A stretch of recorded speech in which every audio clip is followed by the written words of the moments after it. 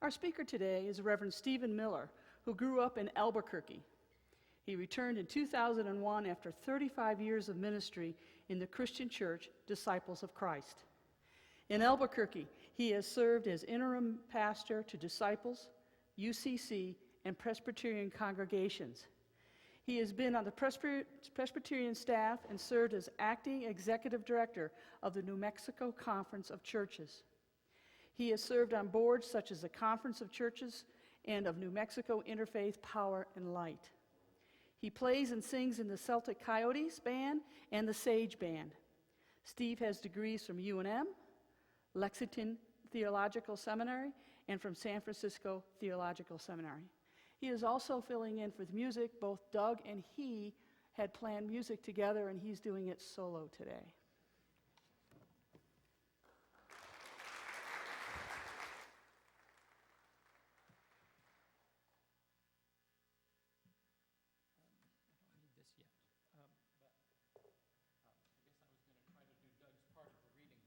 Doug's part of the reading was on the flute, and I'm going to make brief pauses where he was going to play the flute, just so you can imagine the birds. A huge raven with a squirming nestling grasped in its beak flies high above a forest glade. Loren Isley, in his book The Immense Journey, awakens in that forest glade.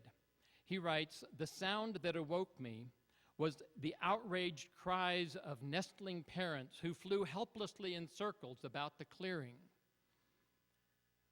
The sleek black monster was indifferent to them. He gulped, whetted his beak on the dead branch a moment, and sat still. Up to that point, the little tragedy had followed the usual pattern. But suddenly, out of all that area of woodland, a soft sound of complaint began to rise. Into the glade fluttered small birds of half a dozen varieties drawn by the anguished outcries of the tiny parents. No one dared attack the raven, but they cried there in some instinctive common misery. They bereaved and the unbereaved. The glade filled with their soft rustling and their cries. They fluttered as if to point their wings at the murderer. There was a dim, intangible ethic he had violated that they knew. He was the bird of death. And he, the murderer, the black bird at the heart of life, sat on there glistening in the common light, formidable, unmoving, unperturbed, untouchable. The sighing died. It was then that I saw the judgment. It was the judgment of life against death. I will never see it again so forcefully presented. I will never hear it again in notes so tragically prolonged. For in the midst of protest, they forgot the violence. There in that clearing, the crystal note of a song sparrow lifted hesitantly in the hush.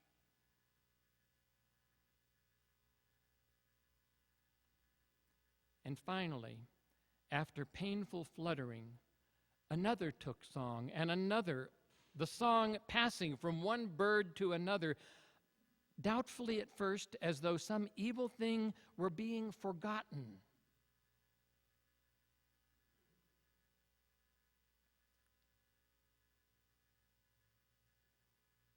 Till suddenly they took heart and sang from the many throats joyously together as birds are known to sing. They sang because life is sweet and sunlight beautiful.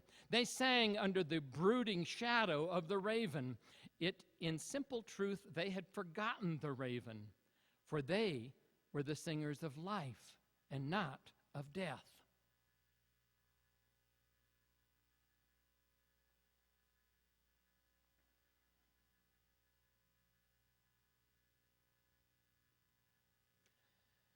The first half of the sermon is by Doug, and I've only changed the words from his manuscript so that I'm not saying I when I mean Doug. Otherwise, this first part is his, and I did work with him a little bit in editing here and there, so I'm somewhat familiar with it, but it's basically Doug's first sermon, first part of the sermon. And Doug did a lot of research on Loren Isley, and that's where a lot of this comes from. Years ago, when Doug first attended First Unitarian, the sermons on our relationship to the natural world and our connection to it attracted him. In 1988, your transitional minister between Todd Taylor and Christine Robinson was Joe Willis, a former Presbyterian minister who had become a Unitarian. On more than one occasion, Joe's sermon would include a quote or reflection by Loren Isley.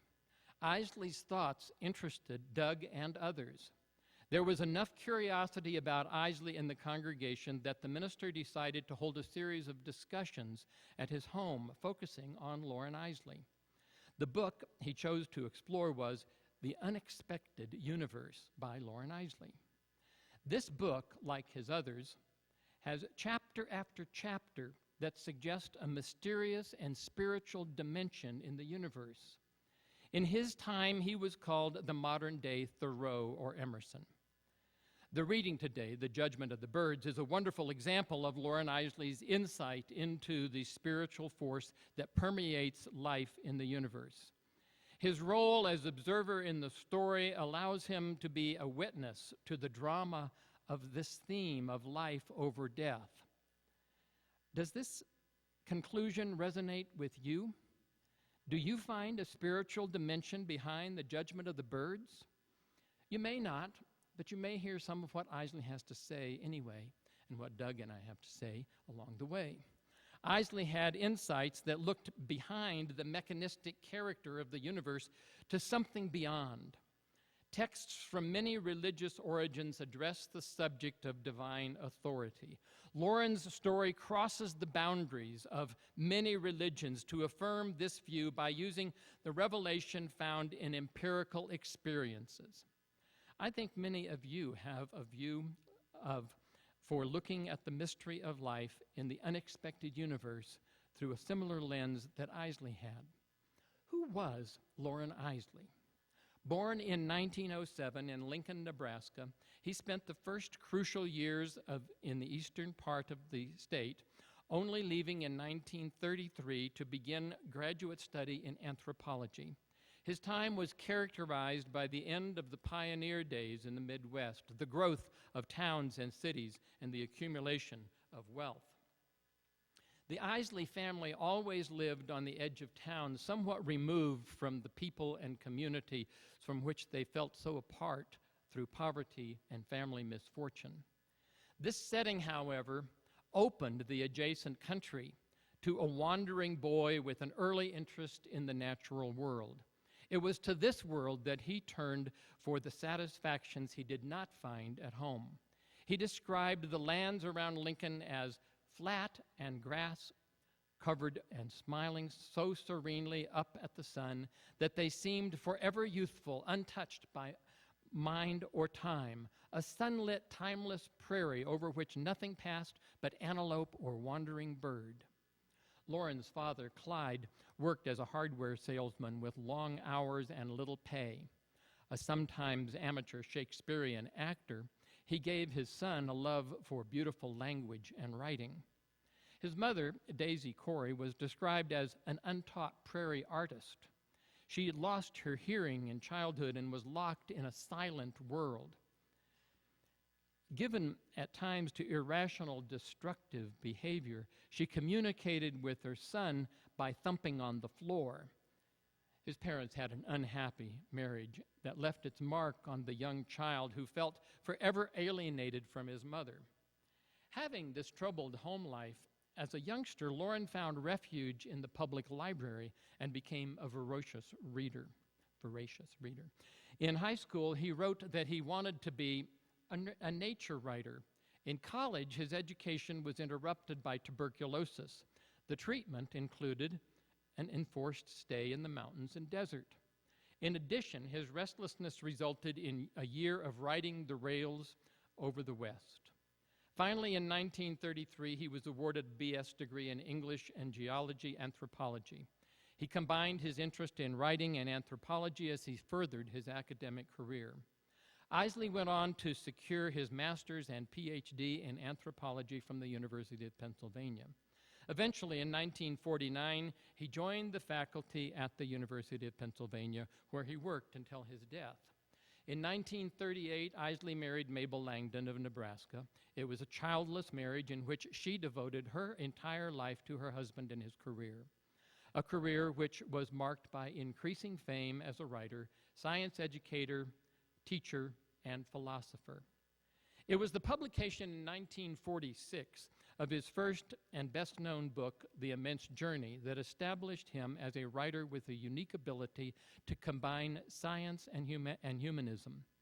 The Immense Journey is a collection of essays, many of which owe their origin to his early Nebraska experiences. From that point on, he was recognized nationally and internationally and given major prizes and honorary degrees for his unique work. Here's a quote from Isley that is representative of his view of humanity's evolutionary march through time in the universe. He was becoming something of the world had never seen before, a dream animal, living at least partially within a secret universe of his own creation and sharing that secret universe in his head with others. Similar heads. Symbolic communication had begun. Man had escaped out of the eternal present of the animal world into a knowledge of past and future. The unseen gods, the powers behind the world of phenomenal appearance, began to stalk through his dreams. Dr. Richard Wentz, professor of religious studies at the University of Arizona, wrote of Isley in the Christian Century magazine, "The religious chord did not sound in him, but he vibrated to many of the concerns historically related to religion." Wentz adds, although Isley may not have considered his writing as an expression of American spirituality, one feels that he was quite mindful of its religious character. He is at home among the poets and philosophers and among the scientists whose observations were a form of contemplation of the universe. Wentz quotes Isley from All the Strange Hours and The Star Thrower to indicate that he was, in fact, a religious thinker. He wrote, "I am treading deeper and deeper into leaves of silence. I see more faces watching, non-human faces. Ironically, I who profess no religion find the whole of my life a religious pilgrimage. The religious forms of the present leave me unmoved. My eye is round, open, and undomesticated as an owl's in a primeval forest. A world that for me was never truly departed. Like the toad in my shirt, we were in the hands of God, but we could not feel him. He was beyond us, totally and terribly beyond our limited senses." In essay after essay, writes Lentz, he writes as a spiritual master or shaman who has seen into the very heart of the universe and shares his healing vision with those who live in a world of feeble sight. We must learn to see again, he tells us. We must rediscover the true center of the self in the otherness of nature. Brian Cox, the English astronomer, has said, "We are the cosmos made conscious, and life is the means by which the universe understands itself." What a wonderful gift has been bestowed upon us as conscious observers in the universe to be given the responsibility of this awareness. We all have this capacity, and through compassion bestowed upon us, we also have reason to, in our small way, make this planet in the universe a better place. It may be social justice or religious education that drives you, or just the sheer pursuit of beauty that may move your spirit. Remember that you are part of this immense journey. Giving the unexpected universe a spiritual element through your life of compassion can be your contribution. Loren said, "We have joined the caravan. You might say at a certain point, we will travel as far as we can see, but we cannot in one lifetime see all that we would like to see, or learn all that we hunger to know. When Loren Isley was 3, his father held him up to watch Halley's Comet blaze across the sky and told his son to look for its return in 75 years. But Loren Isley did not live that long. He died July 9th, 1977, having used his brief 70 years to leave behind a heritage that continues to enrich the lives of all who have come to know his work. A spiritual universe? Loren Isley seemed capable of capturing a vision of it and paved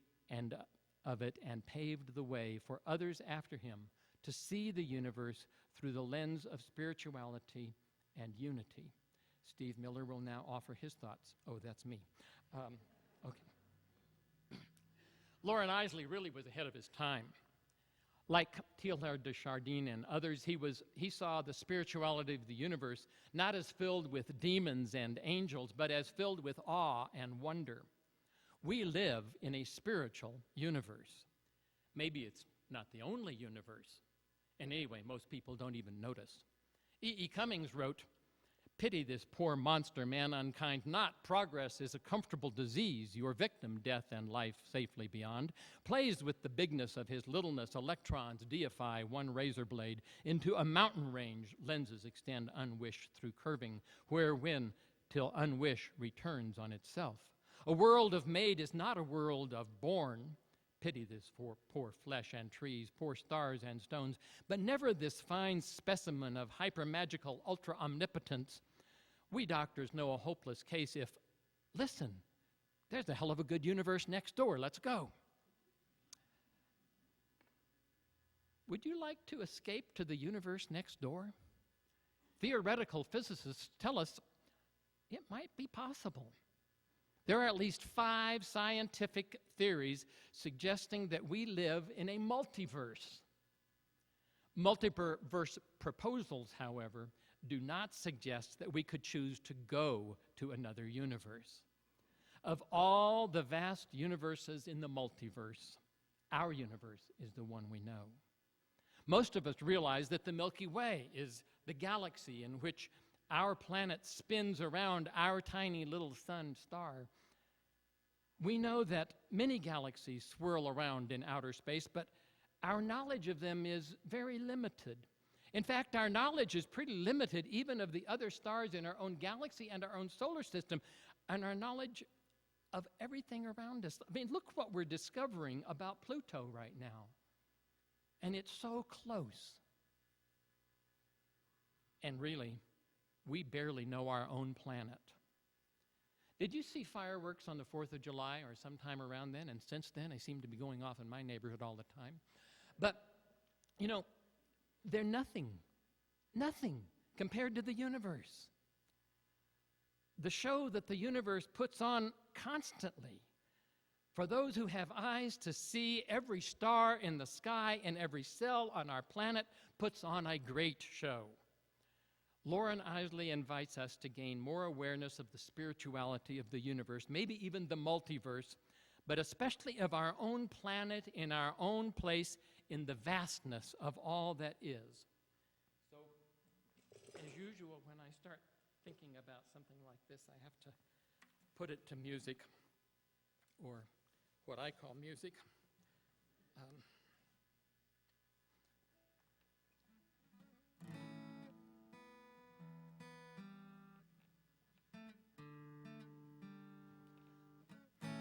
Of all the vast verses of the multiverse, our universe is all we know. Of all the great galaxies of our universe, our Milky Way is what we barely know. Of all the pretty planets in our galaxy, our Earth is the one we know. Look as a child to the stars, mystery presents a great show. Imagine yourself as an ancient. Ignore what you think you may know. Our universe stretches out beyond what we see with our eyes. The more we awaken deep senses, the more we discover surprise. Of all the vast verses of the multiverse, our universe is all we know. Of all the great galaxies of our universe, our Milky Way we barely know. Of all the pretty planets in our galaxy, our Earth is the one we know. Sometimes what we think we know blinds us to the next great surprise. Can we find a space in a silence to open our ears and our eyes? Our Earth is more than a rock. She feeds us and suffers our pain. She lives in a living universe. To act like she's dead is insane. Of all the vast verses of the multiverse, our universe is all we know. Of all the great galaxies of our universe, our Milky Way we barely know. Of all the pretty planets in our galaxy, our Earth is the one we know. Our Earth is the planet we know, and yet we don't know her so well. If we learn to listen to silence, she has stories and wonders to tell. Look as a child to the stars, mystery presents a great show. Enter the spiritual universe, dare to awaken and grow.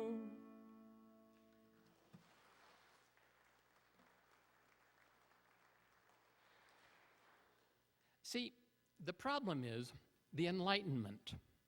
Oh yes, we gained a lot in the Enlightenment. The light of science and rational philosophy have brought us a long way. I would not want to go back to the Dark Ages. But something was lost as well, and reason continues to pull.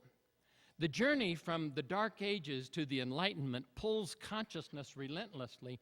Thus, it may take centuries for any of us, lest we be blinded by the light. Once enlightened, however, facts seem much clearer in the light of science and technology. Problem: in the Dark Ages, we saw the stars better and absorbed meaning within mystery.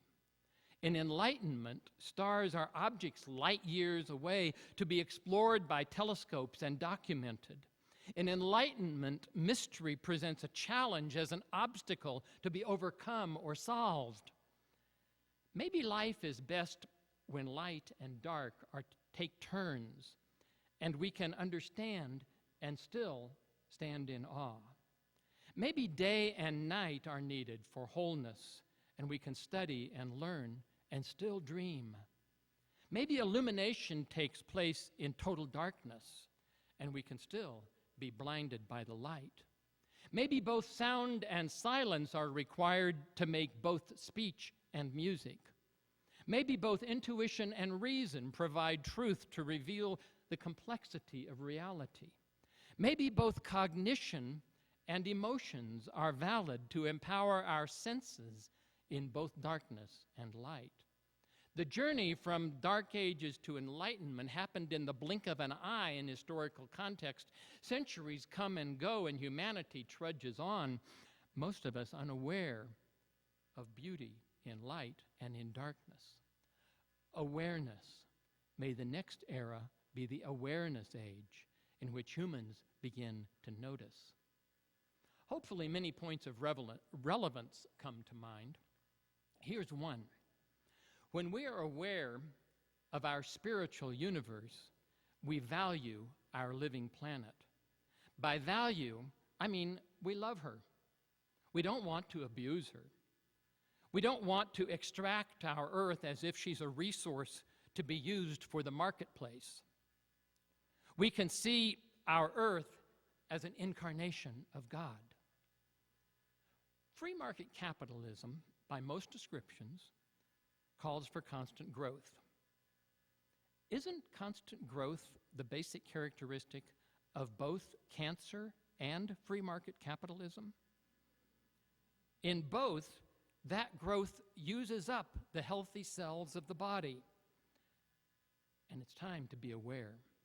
It's time to love our earth as part of the spiritual universe and to care for her as we see ourselves as belonging to the community of all beings. Loren Isley is among the many who show us the joy and the responsibility of falling in love with our earth. On this fragile planet, we do live in perilous times. So E.E. Cummings says there's a hell of a good universe next door. And Loren Isley invites us to celebrate the heavenly universe right here.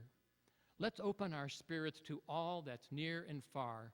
Let's be aware of what's within us and what's beyond us.